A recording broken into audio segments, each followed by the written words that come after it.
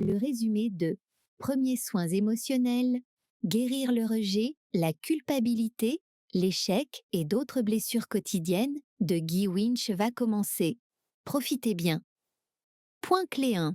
Le rejet est un sentiment familier pour la plupart des gens, mais il est plus profond, à la fois mentalement et physiquement. Le rejet est le sentiment d'être inadéquat et indésirable. C'est un sentiment que nous éprouvons fréquemment en grandissant. Nous sommes rejetés lors d'entretiens d'embauche, de rendez-vous galants, de béguins pour un chiot ou lorsque nous ne sommes pas choisis pour faire du sport. Et la situation empire à mesure que nous vieillissons. Nous devons faire face à toute une série de rejets en interagissant avec un nombre beaucoup plus important de personnes. Envisager le rejet comme une possibilité permet d'atténuer la douleur qu'il provoque. Le rejet a un effet émotionnel important sur la personne qui le subit. La douleur est telle qu'elle provoque de la colère, trouble le jugement, érode le sentiment d'appartenance et réduit l'estime de soi. Le rejet crée 4 blessures psychologiques distinctes. La douleur émotionnelle. Il s'agit souvent d'une douleur émotionnelle qui se manifeste par une douleur physique.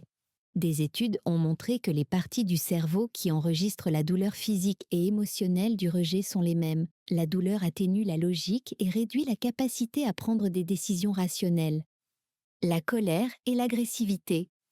Le rejet suscite ces émotions qui nous poussent à nous en prendre à ceux qui nous ont rejetés. Même les personnes les plus gentilles peuvent manifester ces émotions en cas de rejet. La perte de l'estime de soi. Le rejet peut nuire considérablement à l'estime de soi et faire en sorte que la personne qui en est victime se sente indigne d'une relation humaine ou d'amour. Cela se traduit par une baisse de la confiance en soi et affecte considérablement l'éthique de travail et les performances de la personne. Un manque de sentiment d'appartenance. La douleur causée par le rejet trouve son origine dans notre besoin d'appartenir à un groupe, à une personne, à une idée ou à une philosophie. Lorsque nous sommes rejetés, nous perdons notre sentiment d'appartenance, ce qui se traduit par la douleur que nous ressentons. Pour traiter le rejet et la douleur qu'il provoque, nous devons créer des contre-arguments à la douleur que nous ressentons. Au lieu de conclure que nous sommes le problème, nous devons rationaliser la raison du rejet en pensant qu'il peut s'agir d'une chose sur laquelle nous n'avons aucun contrôle et aller de l'avant, que ce soit dans une relation, au travail, lors d'une rencontre sociale ou dans d'autres circonstances. Cherchez des explications pour interpréter la douleur du rejet, car il ne s'agit pas toujours de vous. Point clé 2. La solitude est un sentiment étrange d'être seul, même lorsque nous sommes entourés de notre famille et de nos amis. La solitude est un sentiment de dépression résultant du fait d'être seul ou de ne pas avoir de compagnon. C'est le sentiment de vide laissé par l'éloignement de nos relations humaines, ou du moins de celles que nous désirons vraiment. Dans le monde d'aujourd'hui, nous avons le pouvoir d'atteindre plusieurs personnes simultanément en cliquant sur un bouton ou en balayant un écran. Et pourtant, la solitude augmente. La solitude n'est pas la même chose que le fait d'être seul, mais de nombreuses personnes vivent seules. 27% de la population américaine est constituée de ménages composés d'une seule personne. Il y a plus de situations de solitude chez les personnes qui vivent avec leur conjoint ou leur famille. La solitude ne dépend pas du nombre de relations humaines, mais de la qualité subjective de ces relations. Une personne peut disposer d'un solide système de soutien amical, mais aspirer à une relation romantique. Par conséquent, elle se sent seule, bien qu'elle ait des amis. La solitude ne dépend pas de la quantité d'interactions humaines, mais de leur qualité subjective. La solitude entraîne des pensées suicidaires, une dépression clinique, de l'hostilité et de mauvaises habitudes de sommeil. Elle provoque l'hypertension artérielle et l'hypercholestérolémie. Elle affecte également l'immunité en raison de la libération d'hormones de stress. La solitude est contagieuse. On dit que les personnes qui ont été en contact avec des personnes solitaires développent elles-mêmes la solitude. Malgré ce danger évident, la solitude est aujourd'hui largement ignorée. Les effets de la solitude sur la santé mentale sont nombreux, mais il y a 3 domaines principaux qu'elle endommage. Les fausses idées douloureuses. Lorsque nous nous sentons seuls, nous avons tendance à sombrer dans un cycle d'introspection, en nous reprochant d'avoir été laissés de côté ou abandonnés. Les prophéties autodestructrices. La solitude nous pousse également à faire de fausses prédictions pour notre avenir, dans lesquelles nous finissons par être seuls et c'est de notre faute. Des muscles relationnels atrophiés, parce que nous avons déjà décidé que la solitude que nous ressentons est de notre faute, nous refusons de nous engager dans des efforts de construction de relations. Pour soigner les blessures psychologiques causées par la solitude, il faut d'abord lutter contre le pessimisme. Le pessimisme est une croyance générale selon laquelle les mauvaises choses arriveront. Dans ce cas, une personne finira par se sentir seule, quels que soient ses efforts. Cet état d'esprit doit être arrêté et corrigé. Nous devons être prêts à changer d'état d'esprit pour vaincre la solitude. Point clé 3.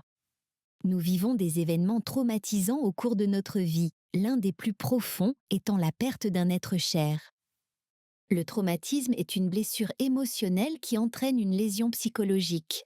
Il s'agit souvent de l'effet d'un événement très dommageable, peut-être même physique, mais dont le contre-coup est principalement mental. La perte peut entraîner un traumatisme, en particulier la perte de quelque chose ou de quelqu'un qui nous est cher.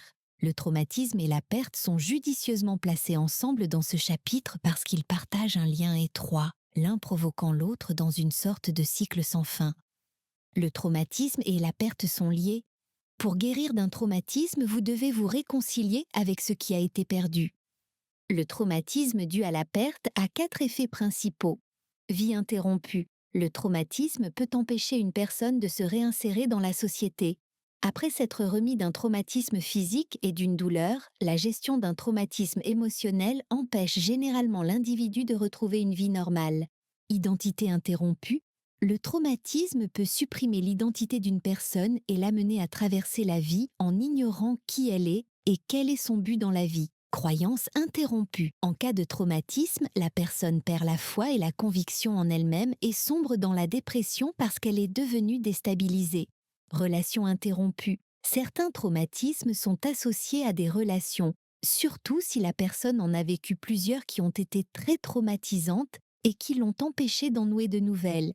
Il y a des mesures à prendre pour traiter les blessures psychologiques causées par la perte et le traumatisme. Ces mesures doivent être délibérées car les pertes et les traumatismes sont beaucoup plus profonds que d'autres blessures émotionnelles. Tout d'abord, vous devez apaiser vos douleurs émotionnelles. La douleur que vous ressentez à la suite du traumatisme est à la fois la vôtre et celle que vous devez guérir. Vous devez être votre propre thérapeute et vous permettre de tourner la page. Si vous êtes traumatisé, il serait injuste de vous imposer une charge émotionnelle supplémentaire. Vous devez apprendre à vous guérir du traumatisme. Deuxièmement, nous devons retrouver les parties de nous-mêmes que nous avons perdues, les parties de notre esprit qui se sont peut-être éteintes en raison du traumatisme et de la douleur qui y est associée. Enfin, nous devons nous efforcer de trouver un sens à la tragédie. Si nous donnons un sens aux événements tragiques que nous avons vécus, cela nous permettra de tourner la page, ce dont nous avons grand besoin.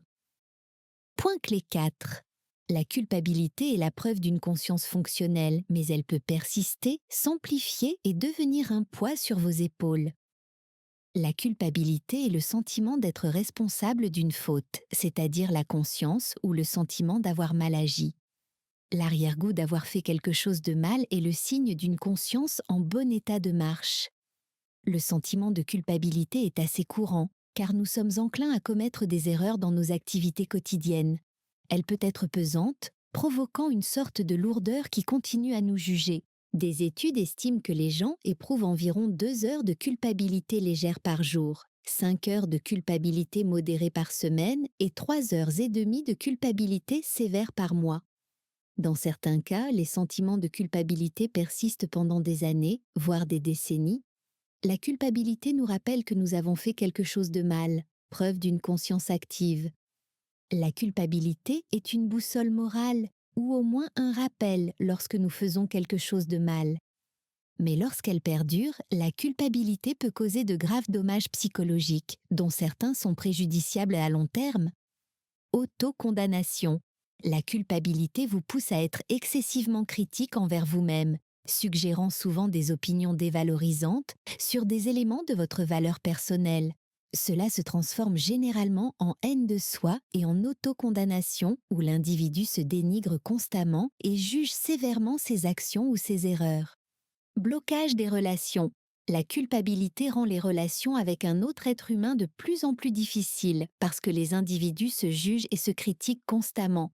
Il n'y a pas de place pour les amis, la famille ou les amants dans un esprit rongé par la culpabilité. Pour traiter les blessures psychologiques infligées par une culpabilité maladive, vous devez d'abord aborder la situation comme vous le feriez avec quelqu'un que vous aimez et pour qui vous voulez le meilleur.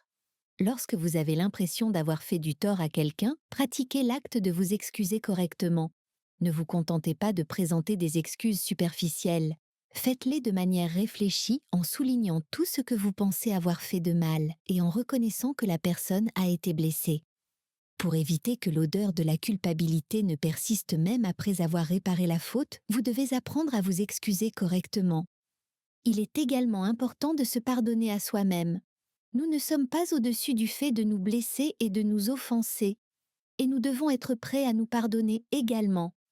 Si nous ne pouvons pas nous pardonner à nous-mêmes, nous ne pourrons pas grandir ni nous libérer de la culpabilité. Le saviez-vous? Le cerveau ne ressent pas la douleur. Bien qu'il soit l'interprète de la douleur, le cerveau lui-même ne possède pas de nerfs sensibles à la douleur. Seules les structures qui entourent le cerveau ressentent la douleur. Une fois à l'intérieur du cerveau, les chirurgiens peuvent opérer le cerveau sans anesthésie. Point clé 5. La rumination peut être bénéfique pour notre santé mentale, mais laisser les pensées s'envenimer peut être néfaste.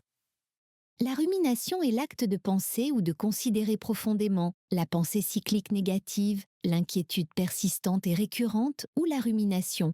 Il est normal d'être pris dans ses pensées. La réflexion est un moyen pour l'homme de prendre des décisions judicieuses, mais celle-ci peut être détournée, transformée en quelque chose de sombre qui nargue l'individu en permanence. Parfois, nous pensons trop longtemps et trop profondément aux mauvaises choses, et cela finit par nous accabler. La rumination est étrangement mortelle et peut causer des dommages irréparables si elle n'est pas contrôlée. Les conséquences de la rumination sont les suivantes. Exagération de notre malheur. Lorsque nous nous concentrons trop sur les malheurs de notre vie, nous risquons de faire d'une taupinière une montagne. Augmentation de la colère. Il s'agit d'un état dans lequel chaque réponse émotionnelle est gonflée ou exagérée. Cela se produit parce que nous passons trop de temps à y penser. Fuite cognitive. La rumination concentre tellement d'énergie sur des pensées aléatoires qu'elle entraîne une réduction massive des ressources intellectuelles.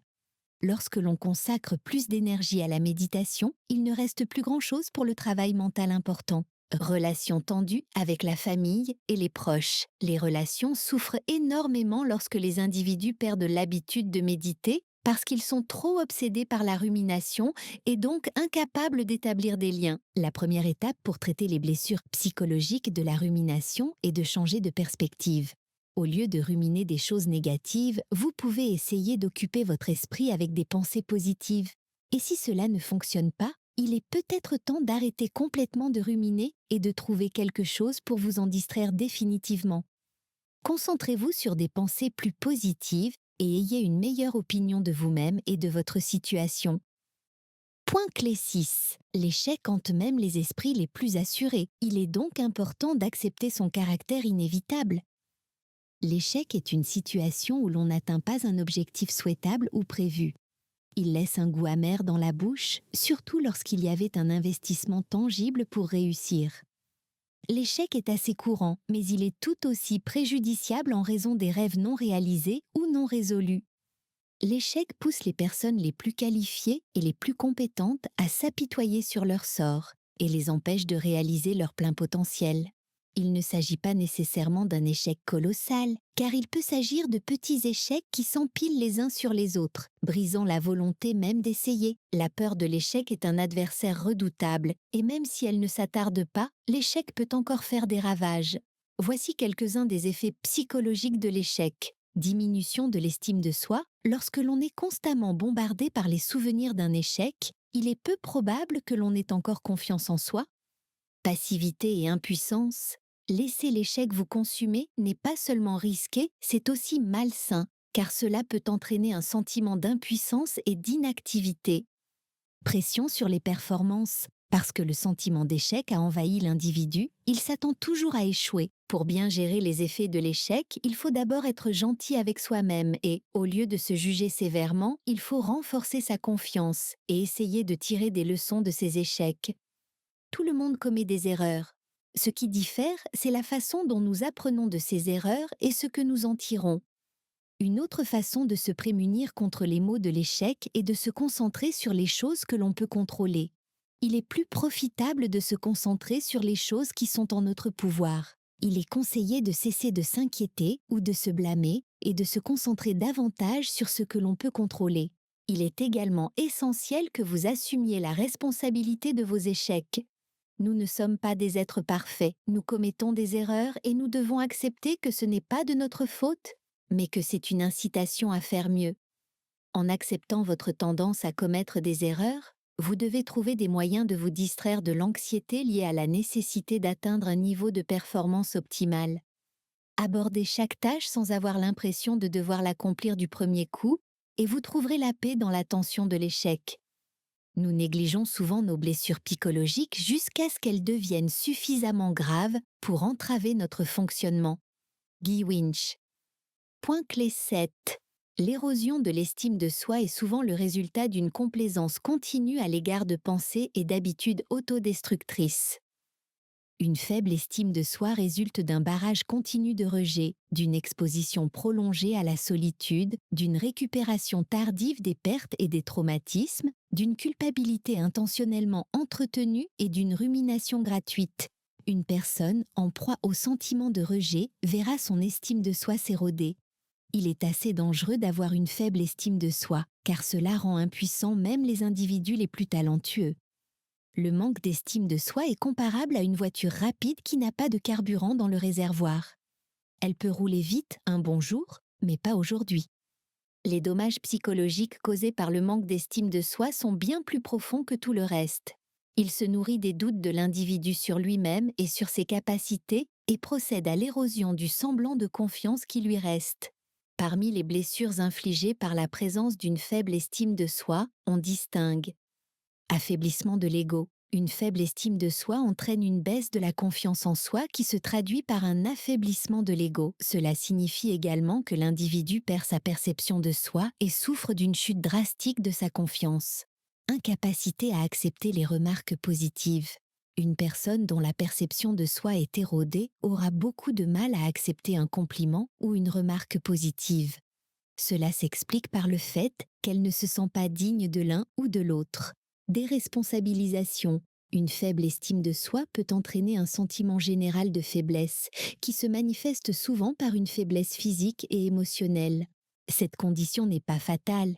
Elle peut être traitée assez facilement si l'on est déterminé à aller mieux. L'une des façons de traiter les blessures psychologiques liées au manque d'estime de soi est d'adopter l'autocompassion. Ne soyez pas si dur avec vous-même, soyez indulgent avec vous-même et célébrez vos petites victoires. Appréciez et célébrez vos petites victoires, car elles sont la base de vos futurs succès.